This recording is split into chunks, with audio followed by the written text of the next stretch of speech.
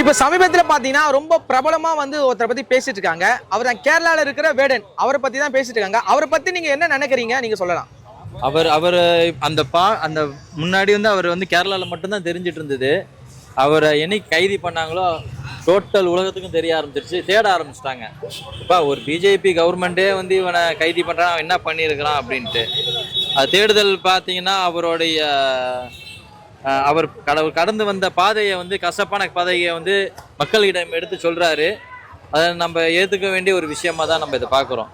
ஏன்னா அவர் வந்து ஒரு இன்டர்வியூவில் சொன்னார், தன் தகப்பன் வந்து ஒரு மலையாளி, தாய் வந்து அகதிய முகாமில் இருந்து வந்தவங்க அப்படின்னு. அவர் பட்ட கஷ்டங்கள், அவருடைய உறவினர்கள், அவங்க அங்கே இறந்தவங்க, அதோட நினைவுகள், அதெல்லாம் அவருக்கு மன வருத்தத்தை தானே கொடுக்கும். உண்மையான தமிழ் தாய்ப்பால் குடித்து வளர்ந்தவர் தான் நம்ம சொல்ல முடியும். அதை கரெக்டாக அவர் எங்கே இருந்தாலும் அதை அவர் கிடைத்த மேடையில் அதை கரெக்டாக வெளியிடுறாரு. வாழ்த்துக்கள். ஏன்னா இந்த மாதிரி எல்லாராலையும் வந்து உண்மையை வந்து உறக்க சொல்ல முடியாது. சில சருமையில் வந்து அவர் கொஞ்சம் நலிஞ்சு போக வேண்டிய சூழ்நிலை இருந்தாலும் அதே நேரத்தில் அவர் கரெக்டாக சொல்கிறாரு.